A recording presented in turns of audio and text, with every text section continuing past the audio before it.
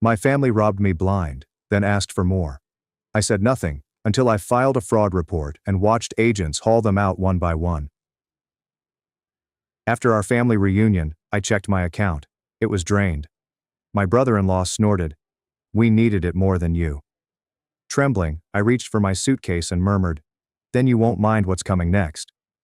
As they chuckled, a loud blast shook the building. The door flew open. And you're seriously mad about this? Maeve leaned against the fridge, drink in hand, a smug half grin on his face. Relax. We needed it more than you. I blinked, my thumb hovering over the refresh button in my banking app. I had already hit it 3 times. It still displayed the same number. 48,700? That could not be correct. Yesterday, I had more than $14,000. You what? My voice cracked slightly. Freya, my sister, laughed from the couch.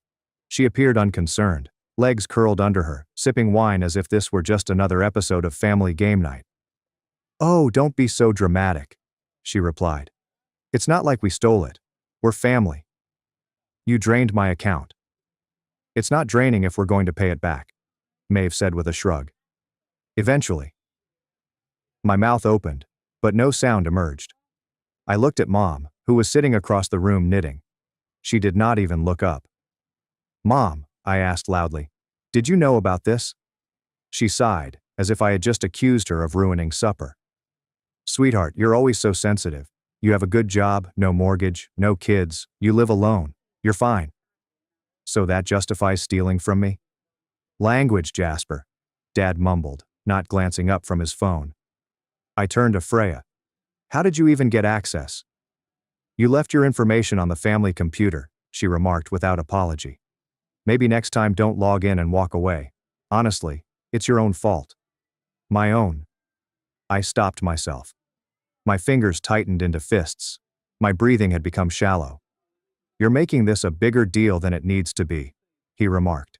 It's not like we wasted it on nonsense. We paid rent, bought groceries, survived. You didn't ask. We didn't think we had to, Freya exclaimed. You've been paying for stuff for years. What's the difference if it comes through you or from you? I cautiously picked up my luggage. Nobody moved. Nobody apologized. Nobody even seemed surprised. You're leaving already? Mom inquired. Yep, I replied, zipping my coat. But don't worry, I'll be in touch. Don't be like that, Freya said, rolling her eyes. We needed it more than you. That's just facts. I grabbed for the doorknob and paused. Then you won't mind what's coming next. They laughed. But outdoors, something had already begun. You always helped. That's what you're for, right? Hey, you okay? My cousin Jen caught up with me outside as I marched to my car, fists tight and jaw gritted. No, I mumbled, pulling open the door. I heard what Freya said, she said cautiously. That wasn't right. I didn't respond, because if I talked, I would shout. The truth is, this was not the first time.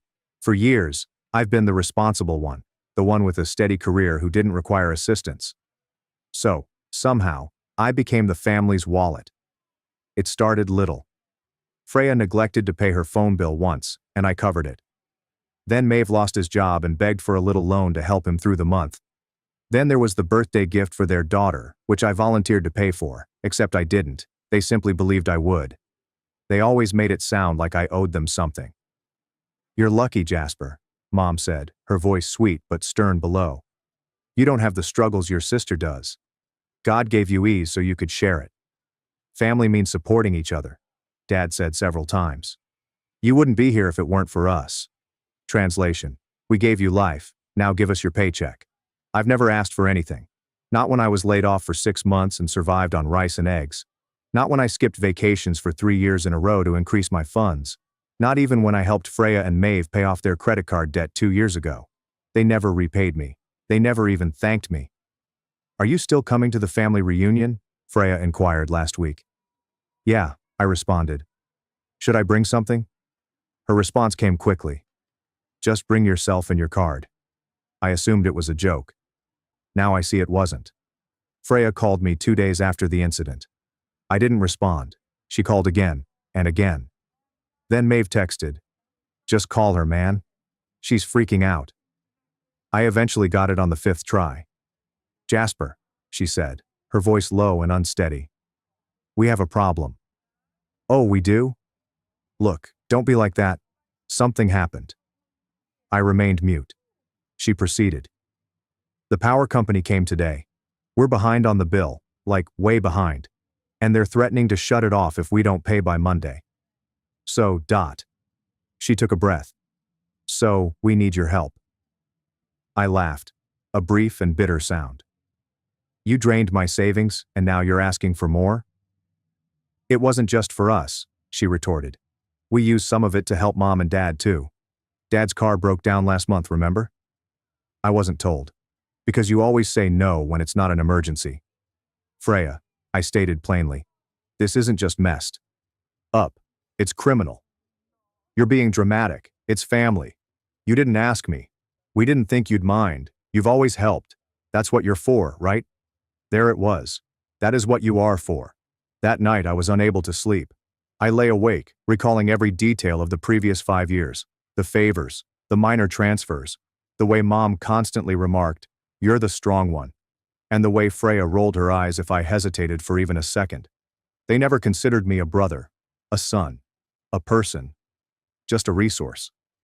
3 days later, Mom called. We need to talk. She didn't ask how I was. She did not inquire about my job.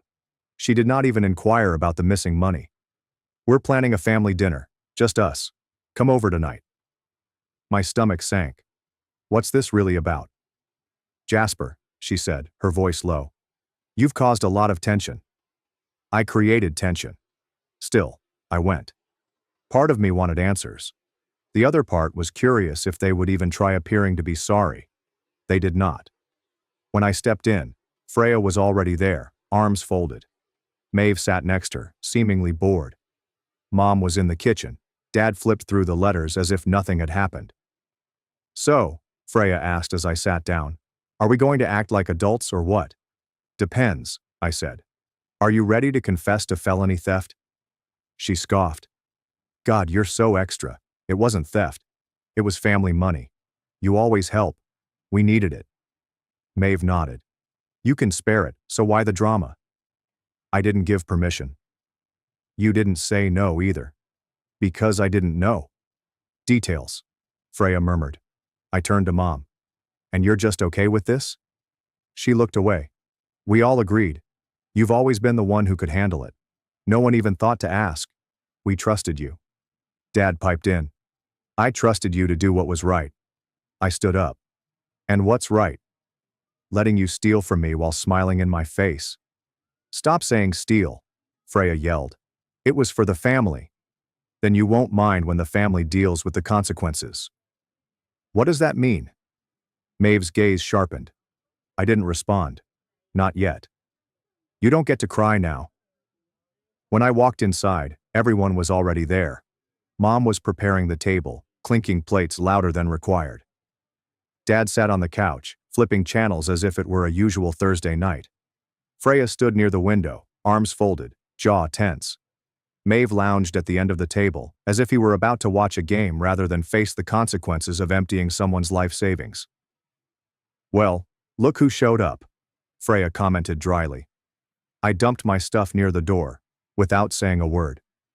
Let's just get this over with, I grumbled. Good, Maeve smiled. Maybe we can finally stop pretending you were robbed. I was robbed. I sat down. That was the cue. Mother cleared her throat. Jasper, we know you're upset, but you have to understand. We were struggling. We didn't have any other options. Freya and Maeve. They were drowning. And you, said Dad. You've always been the stable one. We knew we could count on you. You didn't ask, I answered with a chilly voice. You took. That's not family. That's theft. Freya rolled her eyes. You're being so dramatic. We didn't spend it on crap. We used it where it mattered. No. I dug into my purse, took out a printed spreadsheet and slammed it onto the table. 1 for $72 on makeup, $900 on takeout, $2,300 to pay off your car loan, Maeve. Didn't think I'd check? Maeve leaned closer, his expression grim. You went through our accounts? Oh, I did more than that. I opened my laptop. The screen displayed a clean, color-coded breakdown of each charge and transfer, all of which were traceable. I compiled every transaction, I filed a fraud report, and guess what? They got back to me. Freya's eyes widened. You didn't. I did. You called the police, she yelled. I turned to Mom. Still think this is just family business? This is insane, Dad snapped. You want to put your own sister in jail? You put yourself there. Then came a knock. 3 forceful, powerful pounds on the door. Freya turned pale. Maeve stood up too quickly. Mom gasped and backed away. Dad froze. Open up, a voice demanded. Financial Crimes Unit. Knock, knock. Maeve turned to me, his words low. Jasper, tell me you're not serious. I opened the door. 3 agents entered, wearing jackets with prominent letters. One carried a clipboard, the second option is a tablet. The third person inspected the room. You, Jasper Carver? Yes. Thank you for your cooperation. We'll take it from here. Mom covered her mouth. Freya collapsed into a chair as if her legs had given up. Maeve stood there dumbfounded. One of the agents turned towards them. You're listed as parties of interest in an open case of financial fraud and identity theft. Identity theft, Mom said. He's our son. The agent did not blink. Family ties don't make illegal activity legal, ma'am. We didn't steal anything, Freya exclaimed. We had a right. He always helped us. Being entitled to someone's money does not make it yours, another agent explained gently. Remain seated, please. I simply stood back and watched. For the first time in my life, no one talked over me, mocked me, or laughed at me. Mom turned to me, her voice quivering and her eyes already welling up with tears. Jasper, please. We didn't mean to hurt you. We were just desperate. You've always been the strong one. You're the only one we could count on. I looked her dead in the eye. You don't get to cry now. She covered her mouth and wept. Freya attempted to say something, but no words came. Maeve appeared ready to flee, but sat down under the agent's gaze. You want to talk about what family is? I asked, stepping forward. It's trust. It's respect. It's asking, not assuming, not stealing, not laughing while you bleed me dry. They said nothing. I collected my luggage from the floor and turned to face the lead agent. I'll be outside. And this time, they did not stop me. You're free now, Jasper. Don't go back. I exited the house in silence. Nobody chased me. Nobody called my name. For once, there was no guilt. There's no drama. There was no Freya yelling after me with her customary, "How could you?" Just the chilly night air and the sound of tires crunching behind me as the investigators led them out one by one. I did not remain to watch. That night, I drove without a direction, past closed coffee shops and lit gas stations with my phone constantly vibrating in the passenger seat. I didn't answer a single call. I didn't want to hear apologies that seemed like excuses. By midnight, I had parked outside the only place that had ever felt like a secure harbor, my grandmother's old house. She died several years ago, but I still had the key. She used to tell Jasper, if they ever turn on you, come here. The door will always be open for you. That night it did. I slept for 11 solid hours. No texts. There is no guilt. There was no stress pulling down on my chest, like it always did when I was around my family. When I woke up, I poured coffee into a chipped mug and stood at the window, watching the sun creep over the fence she used to garden behind. For the first time in years, I felt able to breathe. But the silence did not last. The first email arrived that afternoon. From Dad. This has gone too far. You've humiliated the entire family. What happened to loyalty? I didn't respond. Then Freya texted. I hope you're happy. They're freezing my accounts. Maeve's being investigated at work. You ruined our lives over a couple of payments. A couple? Consider tens of thousands of dollars. Consider 5 years of silent sacrifice. Then came Mom. A voicemail, her voice faint and breaking. You didn't have to do it this way. We could have handled it like a family. Jasper, sweetheart, please. They're threatening charges. They said we might lose the house. I replayed that line in my thoughts. They might lose their house. And suddenly, I wasn't angry. I was not vengeful. I honestly didn't care. Because I had already lost my home years before, when they thought I was worth more as a financial account than a son. 2 days have gone by. Then a message appeared from someone I didn't expect. Maeve's brother. We were not close. Maybe speak 5 words to each other on birthdays. However, his text was simple. Just so you know, Freya's trying to shift blame on you. Says you knew and approved the money transfers. There's a lawyer involved. Watch your back. I nearly laughed. Even now, with everything crumbling, she was still attempting to spin it. That night, I called my attorney. Send everything, I said. Said we're not just pressing charges. I want a restraining order too. However, not all messages were antagonistic. A week later, I received a short email from Kelly, Maeve's sister. I know we haven't spoken in years, but I just wanted to say you were right. About all of it. About how they treat you. About how toxic it's gotten. I used to think you were just cold. Now I think you were brave. I looked at her message for a long time. Brave. Nobody in my family has ever used that word on me. One morning my phone rang again. Unknown number. I almost turned it down, but something told me to pick it up.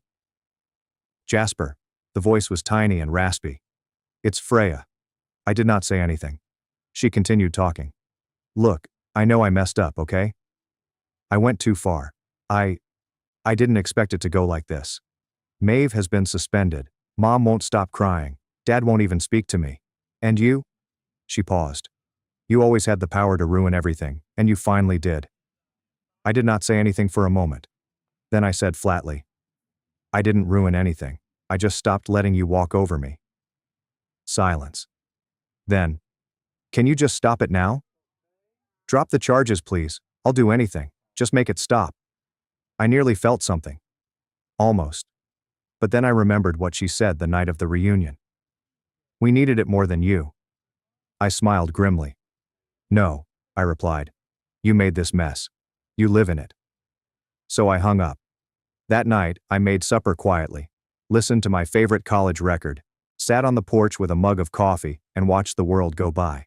And, for the first time since I was a teenager, no one asked me for money, no one guilt-tripped me, and no one made me feel like I was only important if I donated something. I was no longer their wallet, I was just me, and it was enough. I am not your bank, I'm not your backup plan, I'm done. It's strange how silent tranquility is. No one tells you that. You imagine it will be like fireworks, loud music, or a big party. But to me, tranquility sounded like, nobody asked me for money, nobody calls me selfish, nobody writes long texts like, since you're the only one doing well. Just silence. Glorious, undisturbed silence. It had been 3 months since the night I blew up everything. 3 months since the investigation began. Since my family stared at me in disbelief as agents came through their front door. Reality has finally punched through years of delusions. They claim you cannot pick your family. Maybe it's true. However, you may determine how much of yourself you're ready to sacrifice in order to keep them happy. And I was finished losing. The repercussions came quickly. Freya and Maeve, pure damage control. First, a lawyer emailed my attorney, offering to handle the problem discreetly. No apologies, no ownership. It's just damage control. I instructed my attorney, let it burn. A week later, Mom mailed a letter. 10 pages. Her penmanship is still neat, but wavering in places. She detailed how things got out of control. How they never intended to hurt me. How she wished I could see the big picture. We just assumed you'd always be there, she wrote. That's what good sons do. That line stayed with me, because that explained everything. Not that we were mistaken. No, you did not deserve it. Simply put, you were meant to remain silent while continuing to provide. I did not write back. I did not call. And for the first time in my life, I did not feel bad about it. I moved. New apartment, new state. No more unexpected visits from relatives. Freya will no longer make surprise visits. I even changed my phone number. My supervisor noticed how dedicated I had become and gave me a promotion. I took it. It's funny how much better you do at work when you aren't discreetly managing your sister's vehicle payments and your mother's past due electricity bills. I sleep better now, I eat healthier, I can breathe better, because I no longer have 4 people on my back who refuse to say thank you. Then one morning, a letter arrived. There's no return address. Inside was a $1,200 check and a handwritten letter. I left him. You were right, I was afraid. But observing what you did gave me the confidence to walk away as well. This is the total amount you paid for Ellie, including the tablet, rent, and clothing. I know Maeve didn't thank you, but I do. Thank you for being the example I needed. Kelly. I read it twice. Then I cried. Not because of sadness, not out of suffering. But, for the first time, someone in that family recognized me as a person, not a pocketbook or a scapegoat. People question me sometimes. Do you regret it? The answer is easy. Number I regret having waited so long. I regret every restless night, every canceled vacation, every strict budget I lived under while they dined out, shopped, and shared grateful family vibes on Instagram. I regret making myself tiny so that they could feel big. I regret not saying, "You're crossing a line." Do I regret standing up? Is it being burned down? Never. My therapist once questioned me, "Why did it take you so long to say no?" And I said, "Because I thought that saying no meant I didn't love them." She nodded and said, "Saying no is how you teach people to love you back." I've never forgotten it. A few days ago, I ran into someone I knew from high school. She responded, "Hey, I saw what happened with your family. That's wild." I was expecting a judgment. Or pity. But instead she grinned and said, "Good for you. Most people never get out." I thanked her. Then I walked away, feeling slightly taller. Freya and Maeve are still being investigated. Maeve lost his job, according to the latest information I have. Freya's bank account was frozen. Mom is attempting to finance the house. Dad is supposedly blaming outside influences for pulling the family apart. They still don't understand it. I did not rip anything apart. I just quit pretending the parts were still together. Sometimes I have flashbacks. That night. The table. Freya chuckled as I viewed my account. Maeve grinned as if it were a joke. Mom brushed it off. "You don't need that money," she replied. And now? They now know the truth. That money was more than just money. It was my life, my time, my health, my bounds. They crossed them for years, as if it didn't matter. They are now paying the price. I don't applaud their downfall, but I applaud myself, for getting through it, for walking away, and for not returning. Even when the silence seemed lonely. Even when shame whispered in my ear, as it used to. Why the silence? It is freedom. So, if you are reading this, you have been the strong one. The accountable one. The decent son or daughter who is required to pay, yet never says a word. Let me tell you what I wish someone had told me. You do not need to set yourself on fire to keep others warm. You're free to stop. You can walk away. And when do you do it? You do not lose your family. You find yourself.